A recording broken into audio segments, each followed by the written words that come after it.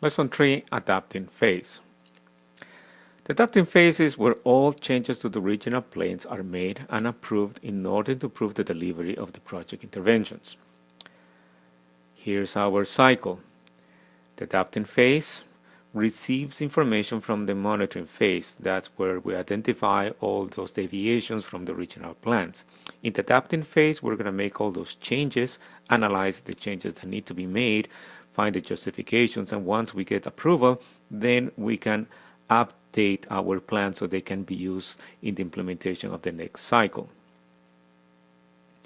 Implementation steps.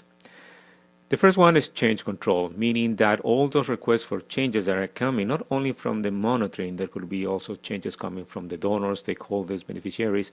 There is a process in place that helps us analyze those changes and make sure that they are beneficial to the project.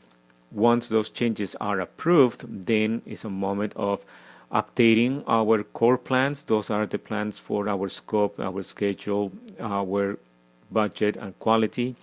If needed, that's also a time where we can also update our support plans.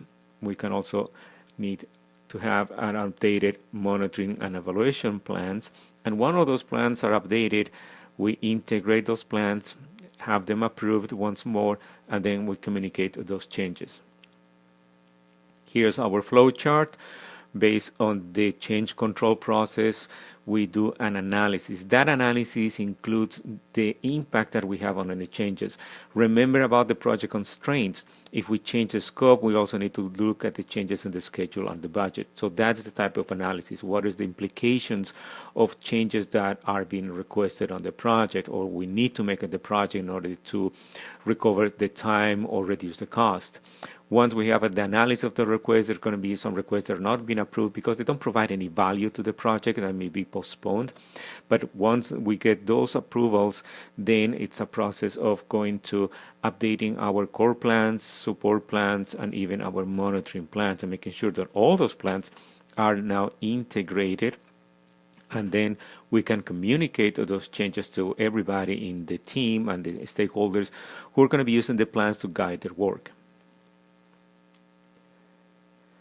In the adapting phase, where we're looking is that the importance to analyze those change requests. You cannot just approve a change request because the donor is asking you if they're not giving you money for that change. So understand that there's a cost benefit for every type of changes. There are going to be some changes that don't add any value to the organization. They're not going to be adding any value to the project or to the beneficiaries.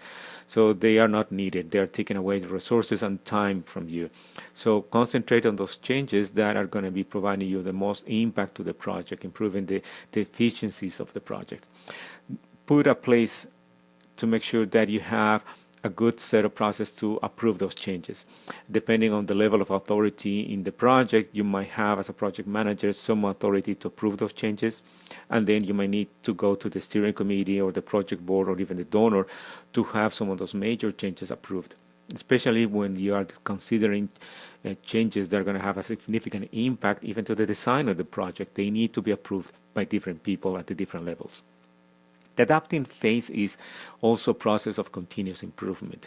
That is the opportunity you have on the project to build efficiencies, to improve the way you're doing the work. And that is part of the process of adapting, meaning it's not only changing the project to fix problems, but also adapting the project to accommodate to the changing environment, the changes in terms of the assumptions that were made or changes caused by risk in the project.